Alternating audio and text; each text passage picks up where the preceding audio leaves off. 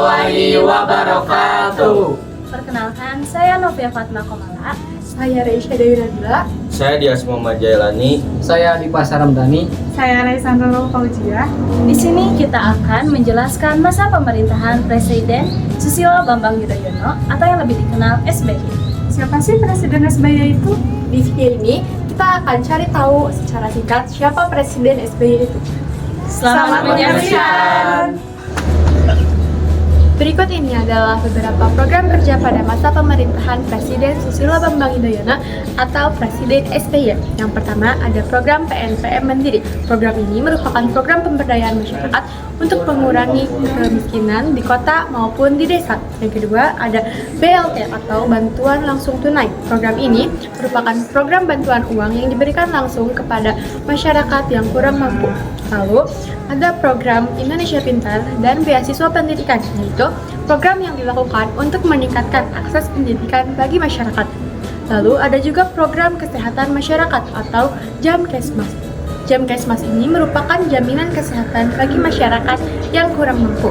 Yang terakhir ada Master Plan Percepatan dan Perluasan Pembangunan Ekonomi Indonesia atau disingkat menjadi MP3EI, merupakan program percepatan pembangunan ekonomi dan infrastruktur.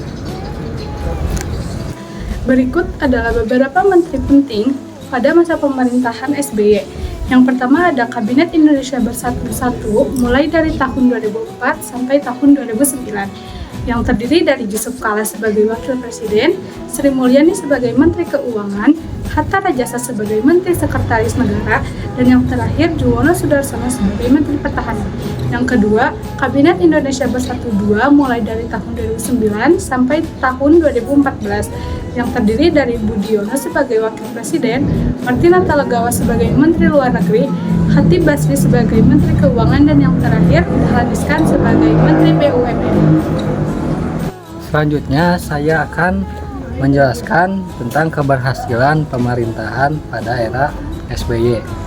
Beberapa keberhasilan pada masa SBY, pertumbuhan ekonomi stabil sekitar 5-6% per tahun. Perdamaian Aceh 2005 setelah konflik panjang dengan GAM. Penurunan angka kemiskinan secara bertahap.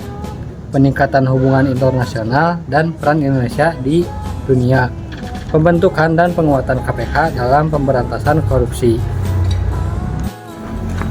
Berikutnya, kendala yang dihadapi, beberapa tantangan yang terjadi, kasus korupsi yang melibatkan beberapa pejabat dan anggota partai, kenaikan harga BBM yang memicu protes masyarakat, bencana alam besar seperti gempa dan tsunami di beberapa daerah, dan ketimpangan ekonomi yang masih terjadi di beberapa wilayah. Baik, selanjutnya saya akan membahas mengenai akhir masa jabatan SBY. Masa jabatan Susilo Bambang Yudhoyono atau SBY berakhir pada tahun 2014 setelah memimpin Indonesia selama 2 periode, yaitu dari 2004 hingga 2014. Selama 10 tahun kepemimpinannya, SBY menjalankan berbagai program pembangunan, menjaga stabilitas ekonomi, serta memperkuat hubungan Indonesia dengan negara lain di dunia. Pada akhir masa jabatannya, Indonesia melaksanakan pemilihan presiden tahun 2014 untuk memilih pemimpin baru. Dalam pemilihan tersebut, rakyat Indonesia memilih Bapak Joko Widodo sebagai presiden selanjutnya. Setelah masa jabatannya selesai, SBY secara resmi menyerahkan kepemimpinan negara kepada presiden yang terpilih sesuai dengan proses demokrasi yang berlaku di Indonesia. Berakhirnya masa jabatan SBY menandai selesainya satu periode penting dalam pemerintahan Indonesia, sekaligus menjadi bagian dari perjalanan demokrasi di negara ini yang terus berkembang dari waktu ke waktu.